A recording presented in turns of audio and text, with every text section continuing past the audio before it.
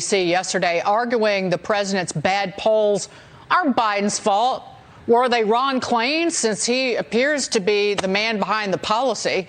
Just last week, Biden's approval rating hit a new low with a Quinnipiac poll finding only 31% of Americans approve of the president's job performance. Joining me now, Newsweek opinion editor, host of the Josh Hammer Show. Josh, good to see you this morning.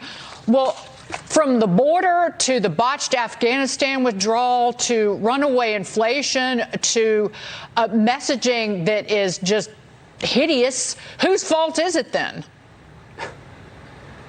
Yeah, I mean, only in the dystopian world of Ron Klain and the MSNBC talking head media complex could this possibly be conceived or possibly be viewed as a manufactured right-wing media crisis. I mean, you hear that clip from Ron Klain. I mean, personally, I think back to Hillary Clinton 25, 30 years ago talking about the infamous vast right-wing conspiracy. I mean, but like you say, Dagan, literally every single issue where you look right now, whether it's 4-decade high inflation, 9.1% CPI inflation in June last month, annualized year over year, a southern border that has never been more porous. There have never been more drug smugglers, traffickers, coyotes, illegal aliens flooding over the southern border. Literally on every single issue, the Afghanistan, the botched withdrawal, there was a Supreme Court near assassination of Justice Kavanaugh, mobocracy, crime running amok right now. My girlfriend's purse, Dagan, was stolen right in downtown Chicago a couple weeks ago. I was dealing with Chicago Police Department. It was a nightmare. Our urban cities, the anarchy is terrible. It should be no surprise whatsoever to anyone who has any kind of grasp on reality right now whatsoever that Joe Biden's approval rating is 31%. About 56% of Americans, Dagan, according to the Real Clear Politics average right now, say that America is heading in the wrong direction. I personally want to know who the 18% of Americans are who say that America is currently heading in a good direction, because right now, wherever you look, I hate to sound so pessimistic, but the country is just simply not in good shape right now. So to hear this Ron Klain kind of, there's more spin on that Ron Klain media hit right there than a Rafael Nadal French Open first serve. I mean, it's just crazy what you're hearing there. Well, if Joe Biden wanted to at least show, he's the commander-in-chief, show that he was doing something about it, he should have fired somebody or people, multiples, out of the White House. Why did he reappoint Jay Powell as the Federal Reserve chief? If he wanted to lay all the blame on the Fed, on the central bank for inflation, he could have easily, just from a political perspective, fired Powell, put his own person in there and said, see, I got rid of Trump's guy. He didn't even do that. He could have fired Ron Klain. And over again, this administration has showed they will do everything to create a problem and do nothing to fix it. Yeah, I think that's really well said. I mean, Jay Powell does go back to Trump administration, like you say. To this day, if not mistaken, he does, he is a registered capital R Republican, but it kind of just shows to show you the dearth of capital D Democratic Party economists who are capable of running the country, right? I mean, there was a shockingly thin bench.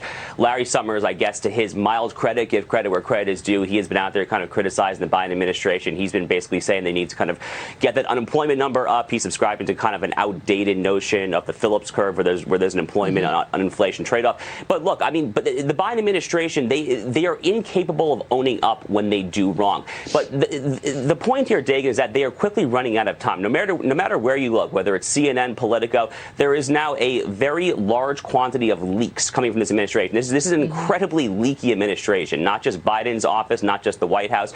Vice President Kamala Harris's office has been leaky basically since the get-go. Kamala Harris, by the way, even less popular than Joe Biden is.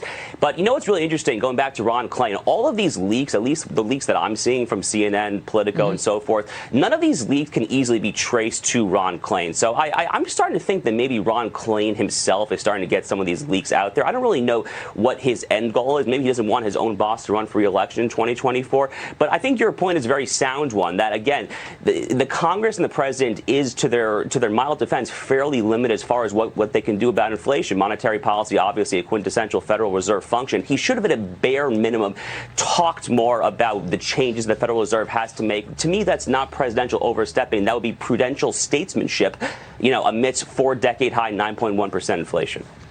Well, Brandon, jump in here. What they shouldn't have done in April was extend the moratorium on making student loan payments, which is a giant stimulus largely to rich people. Unemployment was already down about 3.6%. Inflation was already running at a clip of 8.6%. And they made this extension, again, this giant handout to rich people who don't have to pay. Doctors and lawyers don't have to make payments on their student loans. So at every turn, and then they just make things up. Like Kamala Harris said, when Biden and I took office, our nation was facing its worst economic crisis in generations. No, it wasn't. The economy was growing at a 4.5% clip, and inflation was 1.4%. Now the economy contracting, and inflation's the highest it's been since the early 80s. Yeah, when you're talking about fiscal policy. Yeah, look, I mean, the remarkable thing about the Biden administration is all he had to do on day one when he took over was not mess things up. Now, admittedly, COVID-19 happened, obviously, in March 2020. It was the final year of the Trump administration. But, you know, the black unemployment rate was literally the lowest it was in a half century. Like you said, inflation was well under control. America's standing on the world stage was still pretty high. You know, the Qasem Soleimani assassination happened in Iran in January 2020, 1 year before Joe Biden took office. China was relatively in place. Vladimir Putin was certainly not marching through Ukraine and Eastern Europe. All Joe Biden had to do on issue after issue after issue was simply not mess up what was happening when he came into office. And again, this administration, because I think it is so just zealous, it is so ideologically zealous. The Democratic Party dog right now is just so manipulated by this ridiculous, grotesque tale that is a critical race theory, gender ideology, woke, open borders, identity politics tale that they don't know how to do anything other than to just kowtow to the radicals in their far left base. Well, and I think you're seeing that time and time again. Brandon, just jump in here before we go. Yeah, I mean, the tendency of fiscal policy is to make things worse, not better. That's just the nature of how things work in Washington, whether it's student loans, whether it's the disastrous American Rescue Plan Act, and now looking to subsidize health care via the Obamacare subsidies. That's what Congress is going to be working on this week and next. They're making the problem worse around every turn. It's really unfortunate. And you have, again, the messaging, Pete Buttigieg saying, I don't understand why people can't just get on board with electric vehicles. What about farmers who are struggling mightily every day, whether diesel prices are through the roof or not? Josh Hammer, good to see you. Thank you so much for being here. Thank you. Be well. We'll see you soon. Coming